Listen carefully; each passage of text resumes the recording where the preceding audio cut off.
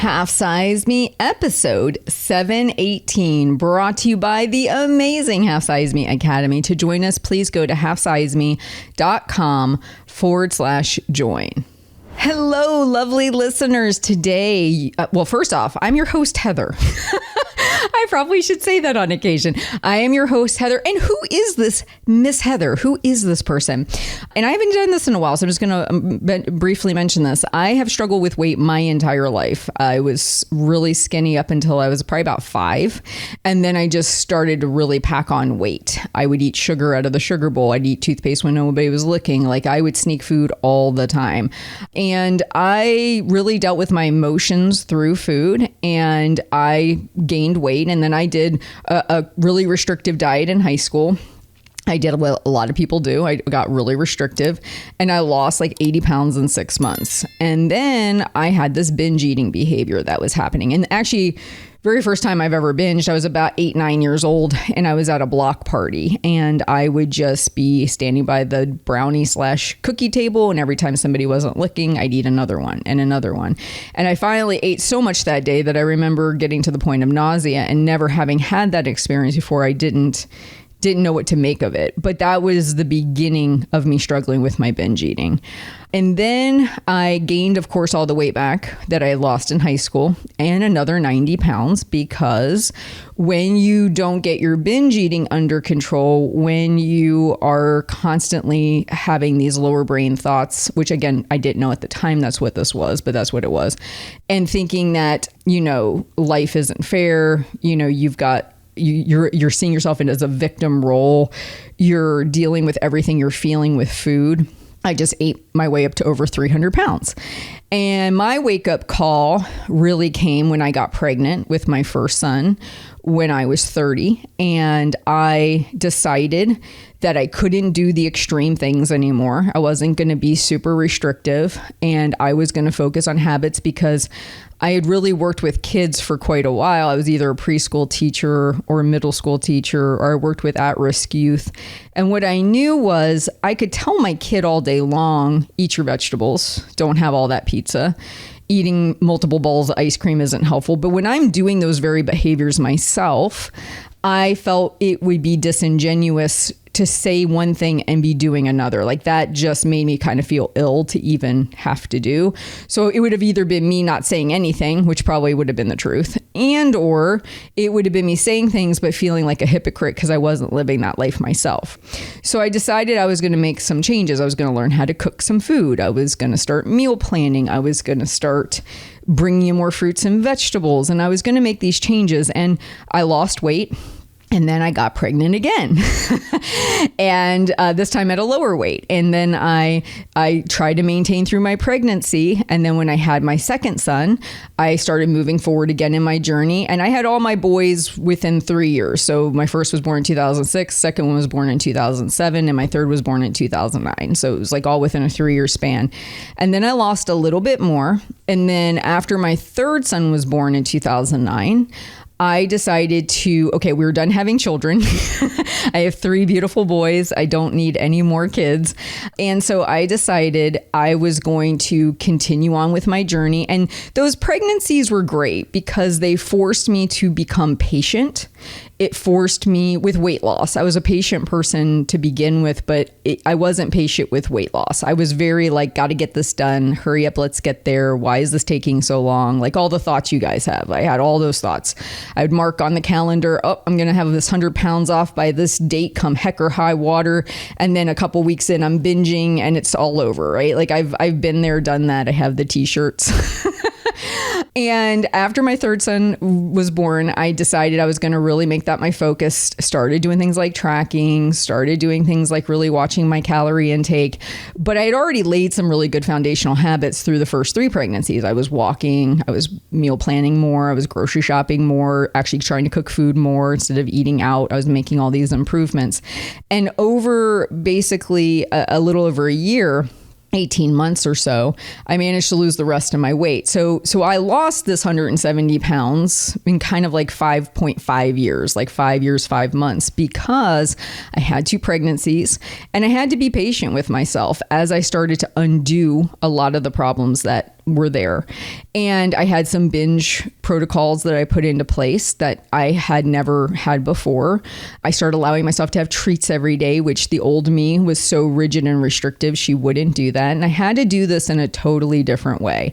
It's the Albert Einstein concept of you can't fix the problem with the same mind that created it. Well, if all of my thoughts were, I got to do it this way, and it's got to be restrictive, and it's got to be like this, and if that always ended me up binging and overeating, then obviously those thoughts were problematic. They weren't solving the problem, right? I hit my goal in 2012, and now we're pushing into 2026, and I have maintained my weight within a range, and I am not any longer over 300 pounds and sedentary and in pain. And it has been a gift to do this and be able to keep it off and to be able to share my journey with you. And it's not been perfect. I mean, this last couple months, my father was in the hospital, and I luckily in the academy had set up a 6-week, focus where we were going to be checking in every night. I'm so grateful for I still need support. It doesn't matter how much you go through. It doesn't matter how long you've been at this. It doesn't matter how much knowledge you have. These habits are hardwired in. And you need to be surrounded by people who get it and to lean into them when things are difficult, because life can be difficult. And that's the thing you don't realize, that when I was 5 and 6 and searching for food to eat in secret, those hardwired habits were being established. There was nothing wrong with little Heather. She just had all these feelings that she didn't know how to deal with, and eating sugar felt like a relief, right? So she did those things. And nothing about sugar necessarily, because if it had been fat, it wouldn't be any different. It's just we turn to these comforts to make us feel better when life is scary and uncertain and there's problems. And that's what a lot of us have done over the years. And we've reinforced those habits for a very long time. So even though I've been on this journey since 2006, what I call my final time, and now basically I'm at 20 years in, right? I still know that first 30 years of my life, especially in those formative years, it laid a roadmap of how certain things go. And I, at this point, just accept that this is it and that's okay. And that just means I just need to have a place to go. I need to have a place to check in. I have my lovely maintainers group I meet with once a month. I don't think we were not created to be in solitude. Our mind likes to convince us of that. The mind that tells you to binge, it wants you to be in solitude. The mind that tells you should have this figured out by now and you're super smart, you've read all the books, and you just have to do the thing. It's not about that. It's about realizing that when you share this stuff out with somebody who gets it, you now have released the pressure that creates the very behavior you want to see go away. It's the sharing, it's the vocalizing, it's the having other people who get you. It makes this all kind of fall apart. It's not like it's as big of a monster to battle when you're by yourself. So I just want to encourage you, if you think, you just get this fixed and you're all right, I really don't see it that way. I think it's one of those things where we work better in community. Like if you think about it, prior to technology, people they shared caves, they worked in farms and shared land together because they needed assistance and community and help. I think very much the same is true. And it's one of the reasons I think I've been successful on maintaining all this time.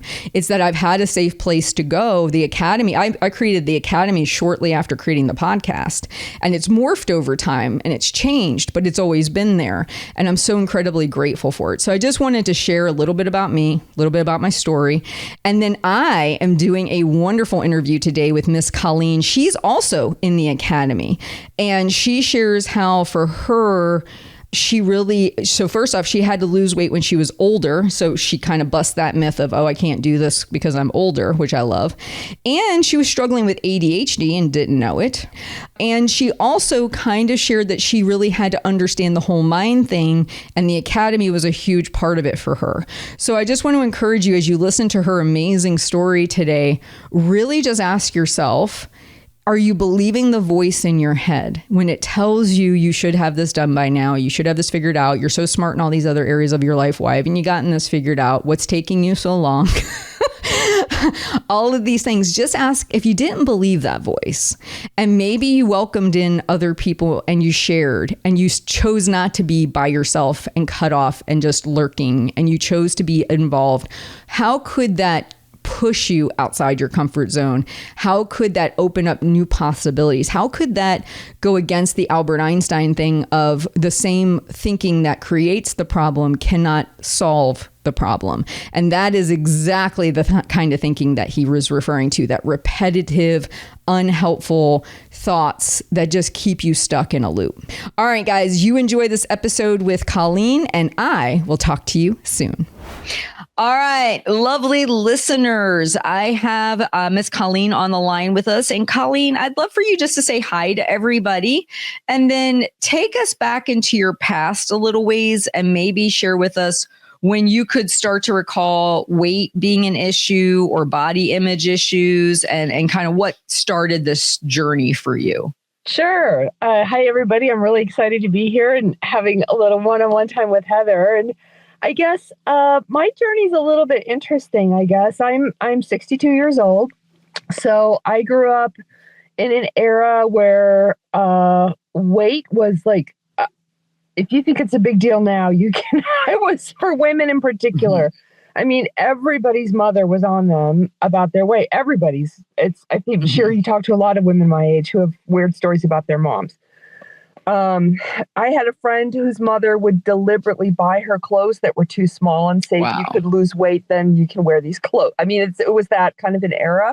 And my relationship with my mom over food was really extraordinary. I think I was the oldest kid. And when I stopped looking like a little kid and start looking more like a woman, she just panicked and began monitoring everything that went in my mouth and body shaming constantly. And it became a self-fulfilling prophecy where I just wanted to binge eat almost out of rebellion, or it created a lot of problems. She started taking me to Weight Watchers, and it was just a constant discussion about my weight. And the weird thing is, when I went away to college, I immediately lost 30 pounds. Oh, really? As soon as I got away from my mom, the weight came off, and I just lived, and really, I stayed thin without really thinking about it until really for the rest of my adult life. And then when I was 50, my husband died.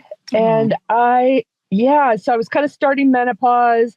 I was going through this horrible grief, and I know I used alcohol to cope for a little while. It was a bit of a joke, because people say grief comes in waves, but I'm thinking this wave is holding my head under the water all day long. Like this is a really long Hawaiian surfer wave that's killing me. And I just needed a little relief. And I did use alcohol for a little while, and then, backed off of that. And I thought, okay, I have this under control, but without realizing it, I was kind of using food, and the weight really crept up on me until I went to the doctor, and she said, you need to lose 25 pounds. I thought, what? That is impossible. Who can lose 25 pounds? How do you do that? And I, lost it and regained it. The whole story that everybody's got here. And the thing that has been very interesting to me, I've lost it. Lost and regained. And that's when I kind of found you, and I've been able to keep it off since I found you. But the thing that's really interesting when I started learning from you is I realized so many disordered eating habits had followed me from the bad beginning I had. Even though I did stay pretty thin for all those years, I was still sneaking food. I was still binging and then over exercising. I was still starving myself. I was still afraid to eat in front of other people. I had a lot of very disordered eating habits. And this journey with you has been a process of kind of picking through those things and discovery that I had been living with this stuff for decades. Yeah. Wow. So that is quite a journey you've had. And so with because I like how you also noticed once you got out of the element where weight was the hyper focus, it kind of fell off on its own, Yep. right? And then due to emotional regulation, the 25 pounds came back on. So when the doctor said that to you and you started down that road of trying to lose it, do you recall what things you did to start that process? Well, the first thing I did was Weight Watchers, Mm-hmm. and it did come off, but I just never got out of that diet cycle. Mm-hmm. That was the thing. That's what I've really learned here is how to live at peace with but I would lose it, and then when I'd lose it, I think, oh, I'm done, and I would just we've heard this story before, right? Yeah. I think I'm done, and then it would come back on again. Mm-hmm. So and I never stopped. It was either dieting or gaining. That old story. Mm-hmm. All right. And then how long would you say that process had gone on for you? It went on for 10 years. Okay. All right. For 10 years. And then, so after repeating that process for 10 years, had your weight stayed just the 25 pounds or had it crept up at all? That's about as far as it would go, because that's when I would panic. Okay. And then after the 10 years, what mentally shifted for you that either you pursued some different information or that you started thinking about this process differently? Like what happened in there? Or was it maybe that you were so far removed from it being a focus that maybe you just started doing things differently? Like what changed for you? Well, I started learning from you about this whole maintenance journey, which is completely different. And the other thing that's different for me is I'm living in a senior body now, which is new. So I'm thinking about my body a little bit differently. Right. In this life journey, I've lived in a lot of different bodies. I've been a child. I've been a hormonal teenager. I've been pregnant. I've been a nursing mom. This body's done a lot of things. And now I'm just kind of stepping into this senior time where I'm looking at it a little bit differently. And I think the thing that has changed is,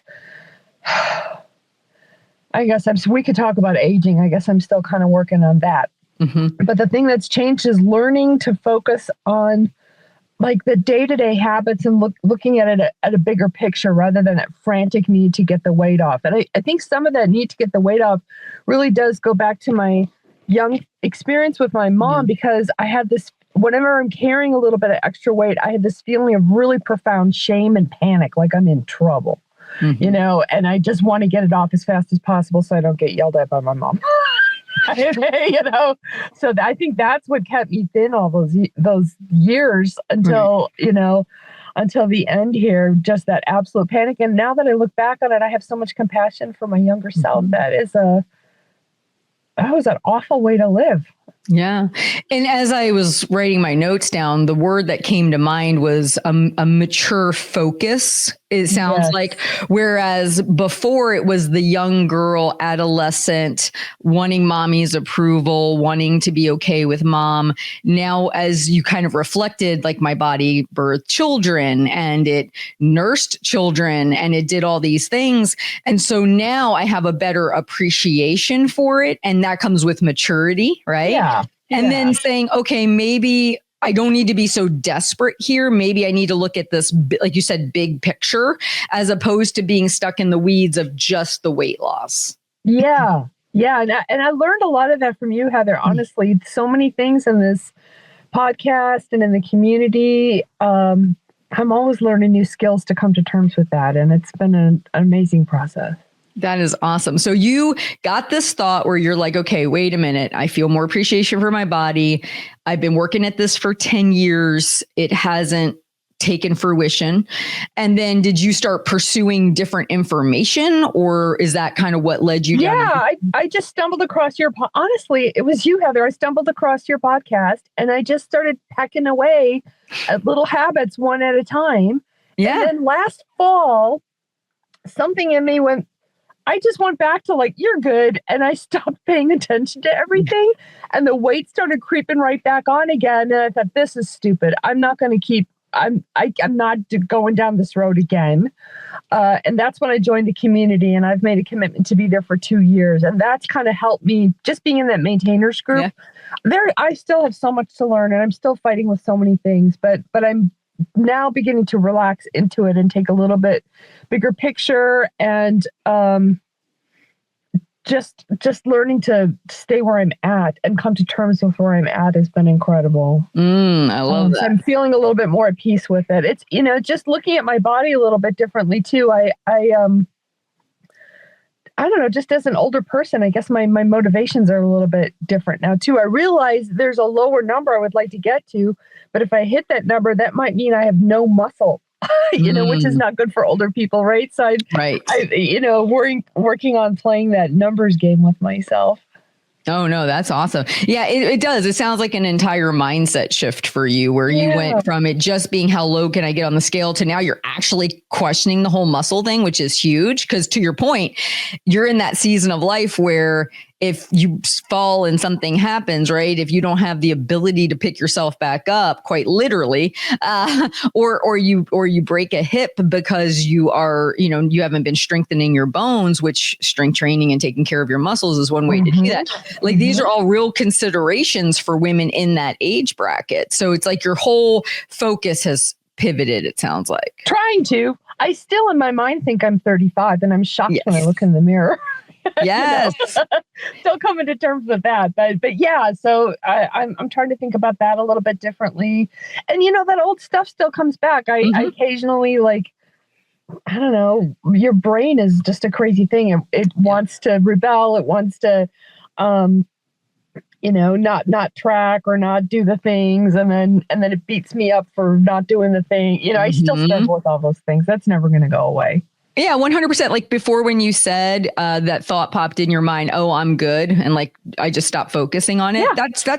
Everyone has that. Like everyone does that at some point, right? We want to believe the voice in our head is telling us the truth. Like, oh, you've been doing so well. You don't need to track, or you don't need support, or, oh, you can eat like a normal person, whatever the thing is, to justify kind of going back to what didn't work.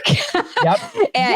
And that's very, very common. So for women in this age bracket, and you were struggling with two things. You were struggling with the grief of the loss, and you were struggling with kind of going through a physical change into menopause. Yeah. So what actually did help you with, you mentioned changing habits to lose this 25 pounds. For the women out there that are listening to it and they feel really hopeless, like I like how you kind of said that you went to the doctor and you're like, how does someone lose 25 pounds? Like, how does this happen? Done? Yeah. And when women keep taking in this message, well, when you hit this age of life, it's so much more difficult, and being in menopause makes it so much more difficult. You can almost be saying, well, what's even the point, right? Yeah. So what things did you change? What proved to be successful for you? Super stubbornness. Yes, that's my nature. And the doctor kind of scared me a little bit. I'm at an age where carrying a little extra weight comes with health problems. And I just didn't want to be facing that. So, I think the doctor is what kind of woke me up. So, and then she actually had me come back every few weeks to check on it. Like, wow. So, and then she said, if you haven't lost the weight, don't cancel the appointment. Please come back anyway. So she really kind of helped me get started, I guess. And then I was just really, really stubborn.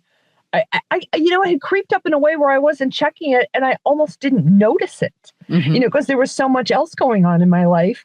And then I was really shocked by it. I kind of went back into that being a bad kid mode, like, oh my God, I'm in trouble with mom. I got to deal with this, which is super unhealthy and messed up. And it's not surprising that it kept coming back when I was looking at it from that point of view. Oh, 100%. And on a very practical basis. So you had the doctor who was kind of cheering you on and like, hey, show up at this appointment. I want to see you. You were kind of scared internally about whatever these medical possible conditions would be. Those are all things that are good to kind of get you doing something. But I think my question is what were you doing when you finally lost this 25 pounds permanently, let's just say, versus before? Like what habits did you have to change as a woman going through that transition at that age to lose the weight? Yeah. Well, I mean, for those 10 years, I didn't change my habits. I just ripped it off and gained it back and ripped it off and gained it back like a crazy Sure. person. So, but now the things that are changing are, let me think, what are the core habits that are important for me? One is working on impulsive eating. I realized I was doing that all day long, just grazing, grabbing little things here and there, and not really realizing what I was doing. Sure. That's really what kills me. And there was a lot of internal work on realizing I was doing that for the dopamine hit, or because of anxiety, or because of all kinds of other things. So that was a lot of that took a long time to work through. Recognizing those things, and using your 10-minute delay thing. Another thing I would do sometimes if I felt that kind of anxiety and wanted to just nibble on something to relieve that anxiety was to really sit with that feeling of it. Really lean into it and notice all the things, notice where I was feeling it in my body. I would try to describe it, like even with a color or a texture, and in sitting with it in that much detail, after about 60 to 90 seconds, it would just dissipate. Yes. Okay. So I would really use that kind of mindfulness stuff because that was, I think, after observing what I was doing, that was really my biggest downfall, was grazing and impulsive eating out of anxiety. That's what was killing me. Right. Yeah. So it wasn't like all of a sudden you went to eating only meat or only vegetables or anything like that. You really said, okay, what are the things that behavior wise I am doing that are counterproductive to being at a healthy weight? And you noticed that it was this impulsive eating. Yep. And so you kind of dove into concepts and ideas, whether it was mindful practices, identifying the emotion, or taking a 10-minute timeout to allow the urge to pass. You were working on that. And then without any other changes to your diet, was just that by itself starting to move the scale for you? Yeah. I mean, I think it did that. And I've learned now I'm at a point, I mean, I had quite a bit of time of tracking calories and planning everything out. And I have realized now that if I just eat breakfast, lunch, and dinner, and maybe a snack if I need it, and I can have a treat every day, that I stay the same. And so the past week, I thought, I'm going to do my paper pencil journal. I'm not going to track calories, but that's going to be my goal.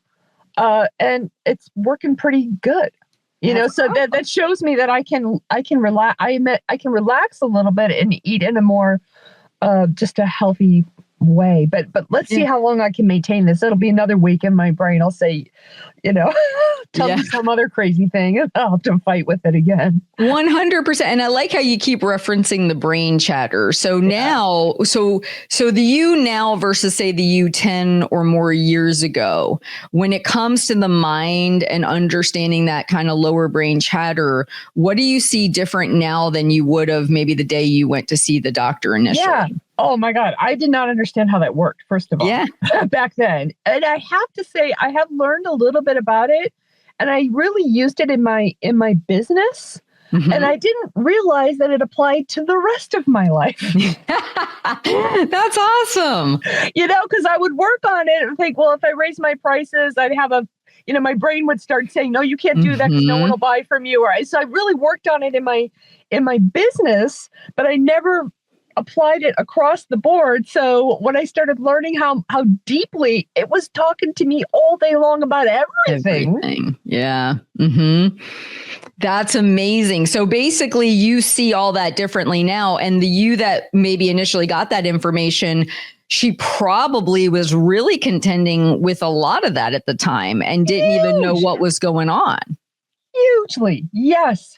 I also was was diagnosed with ADHD kind of late in life, and I can see how that played into everything. My mind is very bouncy anyway, which doesn't help. And I think that impulsivity is part of ADHD. So I mean, that was in there too. And I've got a lot of compassion for my younger self. I was really struggling with a lot of things, and I had no idea. Yes, I love that. And that also comes with wisdom and age, right? Compassion. Right. When we're younger, we think it's a force thing. Like, I'm going to force myself to do this thing. I'm going to make this happen. I'm going to be really tight on myself. And I think sometimes the older we get, we realize, because we've tried that approach for so long and it has not worked, that maybe we should entertain a different approach. And so now, now that you are aware of this whole brain thing and you're aware that it talks to you about everything, whether it's raising your business prices or medical issues or weight, how does that feel differently to you when it talks than when you didn't understand this? Like, do you feel like there's a sense of more urgency when you didn't understand it versus now? Like, how does it seem different? I would do whatever it told me in the past. And it was not helping. It was really, because it's super contradictory. It's always contradicting. So now I have to say I'm getting much better at recognizing when it's my higher brain versus my lower brain, and recognize it. Sometimes I still listen to the lower one anyway. Yeah, I do. I give into it sometimes, but I've learned a lot of techniques for deciding if I want to or not, or if it's serving me or not. Well, it never serves me. I know that, but I still listen anyway every now and again. But I'm much, much better at recognizing the difference. I love that. And I don't know if you are at this point or if you've noticed this at all, but often when you can notice the things it always talks to you about, sometimes you can even proactively know the conversation's coming. Like, I'm going to make these big changes to my business. And then it's like, oh, great. I'm probably going to get a lot more lower brain chatter about this, right? You shouldn't be doing that. What if you can't compete with them? And sometimes because you've gone through the merry-go-round so many times, you're like, oh, it talks to me all the time about my body weight, no matter what I weigh today, doesn't right? Matter. It doesn't matter. And what's good is that just helps, in my opinion, it just helps give a little levity to it. It doesn't feel so serious and so heavy. Like, it's kind of like, oh, it's there again. I can just ignore it because I see it every day, right? It tends to weigh a little less heavy on me. Is that how you feel about it? Yeah, that is a really good observation. I love that. So you lost this 25 pounds. It sounds like not doing anything super extreme, but more managing the impulse eating. So was the impulse eating kind of happening all day long, like in between meals and stuff? Yes. Especially, my life is a little bit unusual because I'm a farmer. So in the summertime, I'm outside all day. So it wasn't so bad in the summer. Yeah. But when I'm cooped up in the house in the winter, it would get me. Yeah. Okay. So that was the big thing. And then getting that under control and making that the focus, it helped you. And it sounds like you did track calories. Is that correct? After I met you, I did. I did WW because it was effective. And so I would do it, lose the weight. Just ping pong back and forth. And there's, I guess we don't need to go into it here, but WW was a great start because it helped me start to notice things more. It helped me adjust my eating a little bit, but there's a point where I kind of run up against a wall with it, and the calories just gave me a lot more flexibility and choice and freedom in my life. So after I found you, I started switching to tracking calories, and I spent, 2 months finding my maintenance calories. And that was that's where I started. And that was like such a smart way to go, because then I know what works for me, and I can tweak it from there. I love that. And so you went focus, which, let's be honest, tracking points, tracking calories, any kind of written record of what you're doing often can highlight these issues like impulsive eating, right? Because you're like, oh, strange. I had planned these 3 meals today and this one treat, and yet I ate all this other stuff, right? Like, it can really bring awareness to the problem to begin with. And so the tracking served a really good purpose, regardless of the modality or the purpose behind, the program. And then once you became aware, you started to focus in on that, and then the weight started to come down. And was there ever a point where you were like, okay, Was your mind ever talking to you about how, oh, my calories are lower than I think they should be, or they were higher than I thought they should be, or this isn't fair, I shouldn't have to do this? Did you ever struggle with those kinds of thoughts? That one, that I shouldn't have to do this for sure.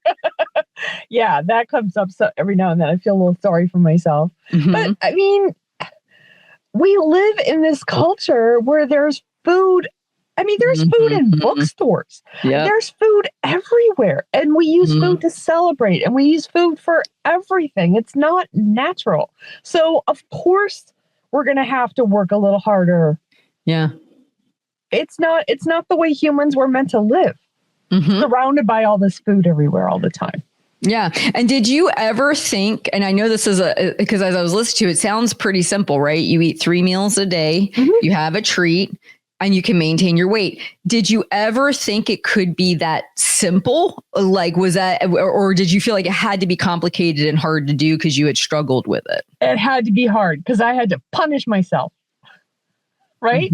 Yeah, definitely. So this realizing, oh, this doesn't have to be so punishing. This is I just nourish myself at meals. I can enjoy it. I can share with friends and family. It doesn't have to be a punishment. Yes. And I just want to highlight this because, again, women going through this transitional phase of life, they are having extra burdens, right? Like they've already maybe got night sweats. Maybe they're dealing with more anxiety. Maybe they're dealing with not being able to sleep well. And when you are then also focusing on weight loss, we can often feel like you just said, kind of victim-y, right? Like, oh my gosh, just one more thing. And we might be bringing baggage into it. Like you had a lot of baggage from your relationship with your mom, the era you grew up in. And you thought it had to be punishing. You thought it had to be hard. Like that was a preconceived notion. And now I'm assuming maybe, do you see that was kind of like a story you recycled over and over again, and then it just became truth to you?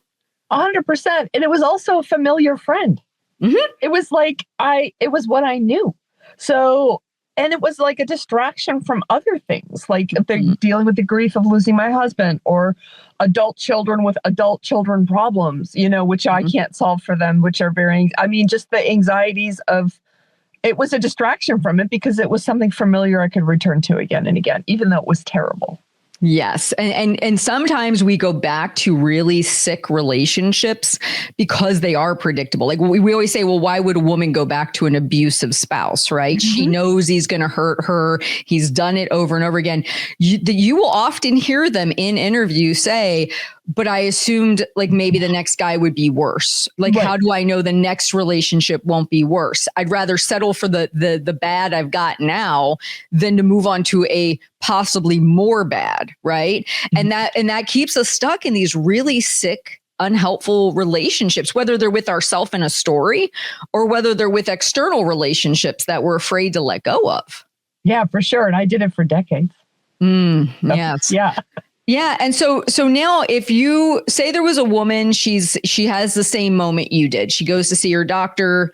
She's been oblivious that the weight's been slowly creeping on. She's at this stage of life where, she is looking at the fact she's going through menopause and she's dealing with all this. What words of wisdom, guidance, maybe something that would be inspirational for her? What would you say to her focusing on that right now? Gosh, where to start? First of all, menopause has nothing to do with it. Okay. I mean, I don't think it's menopause that puts the weight on. I think it's because your life is changing at that point.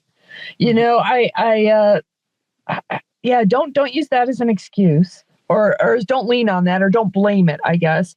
And I guess just go slow. Just start. I think start just by writing down everything you're eating and everything you're doing, and get curious about it and start to see where these weird patterns are, so that you can begin to unravel them, because it's always coming from, it just originates with your brain and the stories you're telling yourself, or how you're using food. in your life. And I think just forcing yourself into an unnatural pattern right away is not going to stick until you really have to do the hard work of uncovering all that stuff. Yeah. I love what you said, because they've actually even said, we don't, because I think on average, like the average menopausal woman, it's like 2-ish pounds on average she might gain. But they often even say they're not sure if it's because of menopause or because of the aging body, right? Just going through the aging process. But to your point, you're not dealing with young children anymore, right? So you're probably not running around chasing kids, doing that kind of thing. Often people are starting to retire, which means they have a lot more free time, and often might even start eating out more or just being around food more. They might be dealing with other things too, medications and stuff like that they hadn't been on before. So there's a lot going on at this particular time of life. And I think, and this is how I see it, often for women, the menopausal symptoms are a great way to ramp up anxiety and stress. And then if you're somebody who's always dealt with anxiety and stress with eating a little bit of this, a little bit of that, it's like the perfect storm, right? You're sleep deprived, you feel uncomfortable, you now have all these symptoms that create stress and anxiety. And if you've always been an emotional eater, you're going to just lean into food more during that phase. Is that maybe kind of what you saw for yourself? Oh, 100%. That's a great way to break it down. Yeah.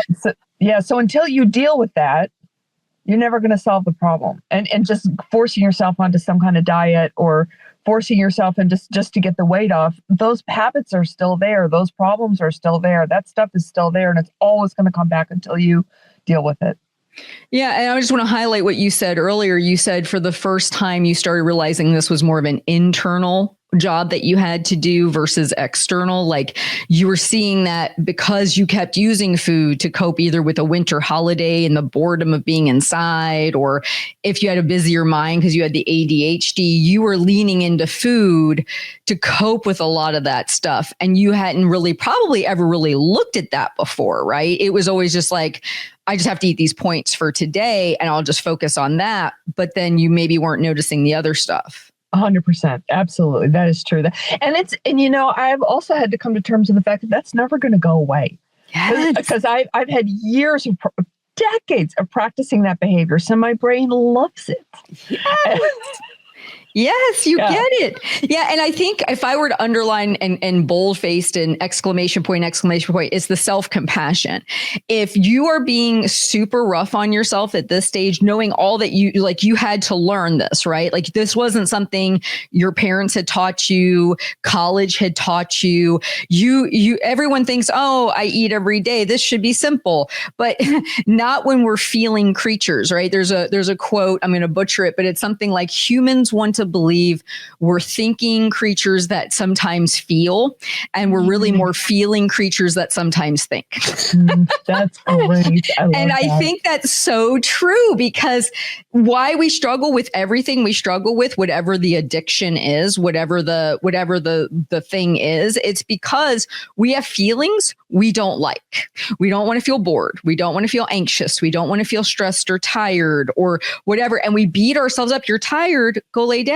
Oh no, I got too much to do. So the one thing that could actually help, we don't even want to entertain because we believe a story.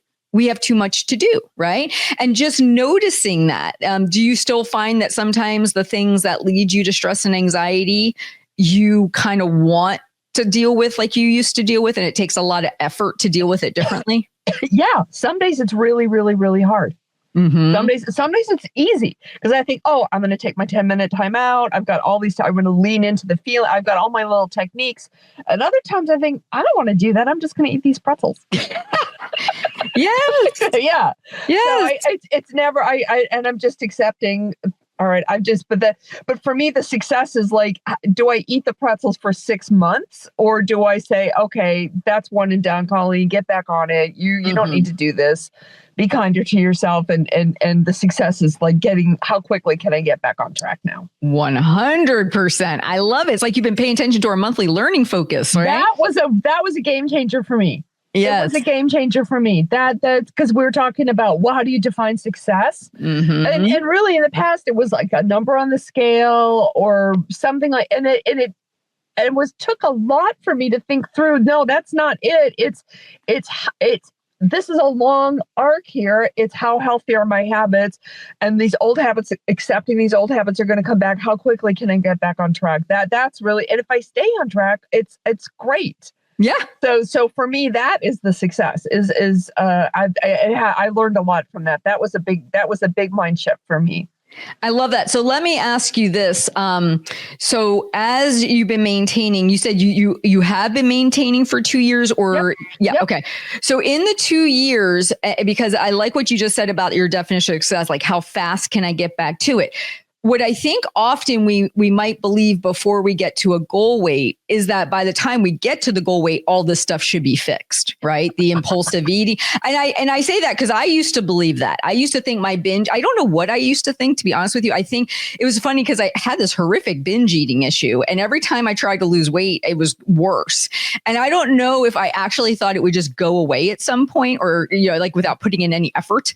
But anyway, I think sometimes people see people at goal weight and they assume they have it all figured out. They've gotten it all down, right? But you just admitted, like, you might eat the pretzels and you deal with it. But where I think the success is in maintenance is the getting back to it much, much quicker. Is that really the only reason this 2 years has been able to happen, is because you just don't stay on that train of just keep doing the same thing? Yeah, that's really what it is. That's really what it is. Yeah. And is this the longest you've ever maintained a consistent weight? Aside from when you didn't have the weight to begin with. Yeah, I know. Yeah. Since I've started. Yes, it is. And it's the most effortless too. I realize that it doesn't have, okay. So you often talk about how after you've lost the weight, maintenance isn't that much different. Right. Because it's just it's not that many more calories that you can have. So that is true. But I think the thing that is different is I feel like it doesn't need to feel like work. Is the part that I'm trying to come to terms with. There can be an ease in it because I've got the rest of my life. It's a longer arc, and if it gets away from me a little bit, like it did, last fall, and I need to lose 6 pounds. So what if it takes me an entire year? I don't care.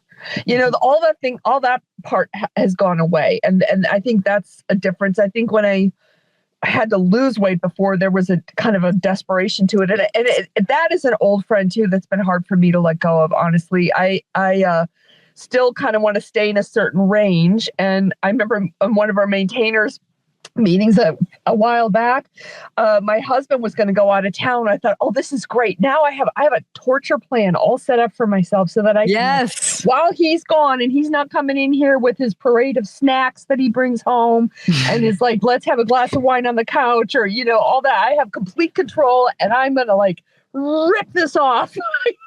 Yes. Like, relax, girlfriend. Yes. So I thought, oh my God, I can't believe I went right back there so easily. Well, and I will say, I remember that conversation, but now it makes so much more sense hearing more about your individual story. Yeah. Why that, sometimes people can just be like, I've seen a lot of women say, oh, good, hubby's going to be gone for 2 weeks on a trip. That means I get to control all my food and I won't have to deal with it. And it is that sense of autonomy, but where your sense of urgency came from during that time is so much clearer now, because yes, in the past, if for you, it felt super urgent. I got to get this off and I got to get it off now.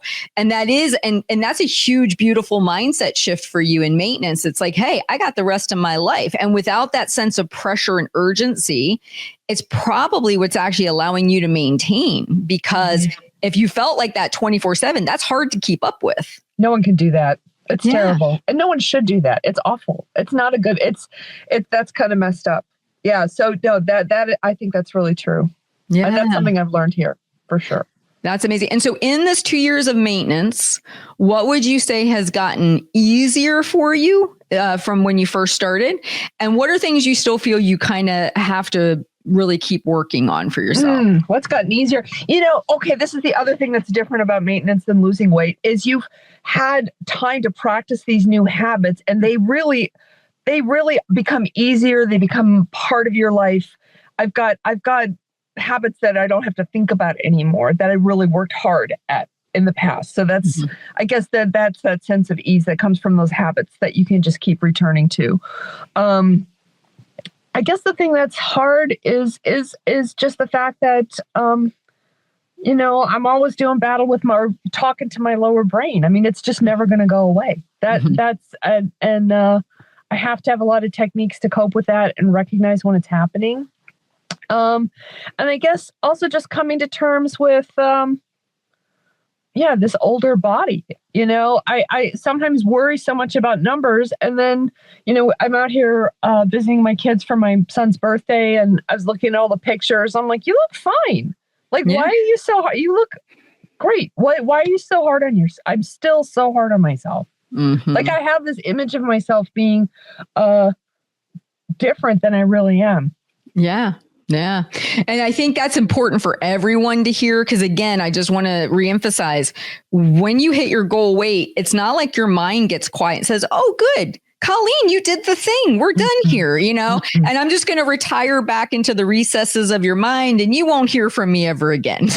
That's hilarious. And it's not like it comes to you and says, you achieved the goal. We're actually happy with our physical appearance now. And we think we look great. Like, I have yet to meet the woman who says that. Like, I hear, I'm happier, I can move better, do that. But very seldom will they say, I think I look great, and often the only way we even see that this is a problem is we look back at old photos. And in that moment, we remember those photos being taken or seeing them then and thinking, oh my gosh, I see this, I see that. And then 20, 30 years later, you're like, what was I complaining about? I look completely fine. Right. Yeah. And so was it the photograph that was altered, or was it your mind that shifted perspective? Right. Yeah. And that's the thing I just want everyone to hear from what you just said. Your body is the body you have. Those photos you see are the photos you took. Like, they've been there this whole time, but you're now seeing them and going, oh, I'm 5 years older or 10 years older. I'm wondering, what was I complaining about? Like, I don't see it. And that's just realizing that's how, like, the mind is constantly shifting the goalpost. It's constantly changing the story. You can just stop believing it. That's the message. That's what we want to get across. Is that how you see it now a little bit better? Yeah, that is a great insight. And it's something I need to think about every day. Oh, sure. Every day. Me too. I just want to be clear. Just because I know this and because I could help somebody doesn't mean my mind doesn't say things sometimes that get me caught up in a whirlwind of thought too. This is, and that's why I try to tell you, it's never over. It's not like you get to a precipice and you're like, oh, I've got some kind of divine insight that you just are aware and may put a little less importance on it on most stuff, but there's always going to be a zinger that gets you, and it pulls you into that, like, woe is me concept and discussion, and that's just to be expected. Yeah. Yeah. And sometimes I recognize that's what's happening and I go with it anyway. Yeah. Like, yeah, that's a lifelong thing, but I do think with practice, it gets easier. It does. It does. Oh man, Colleen, you are awesome to talk to. Your wealth of information. I love you sharing all this about your story.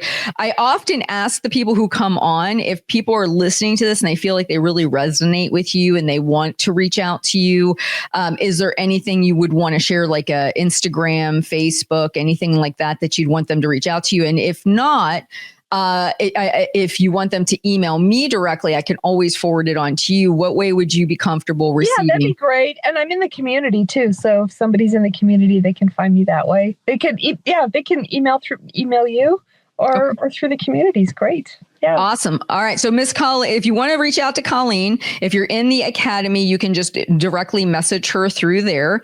And if you are not in the academy, then you would want to email me, reference this episode number, and I would be happy to send it on to her. Colleen, is there any words that you wanted to depart the listeners with as far as, your journey, your perspective, anything you wanted to give before we wrap up for today? I've just enjoyed the conversation so much. Thank you for spending time with me. And if you're not in the community yet or haven't become a podcast premium, I would highly recommend it. I really credit everything I've learned here with a half size me community for the peace that I have in my life now. So, oh, thank you so much. That is awesome. I really appreciate it. And I do appreciate you taking the time today. Thank you so much. Thank you. Take care, Heather. Bye. Thank you for listening. Be sure to visit halfsizeme.com. Check back often for your daily dose of inspiration because you are worth it. The information you hear on this podcast is for informational purposes only. The host is not a medical professional. You should always consult with your doctor, nurse, or other certified health professional before beginning any diet or fitness program.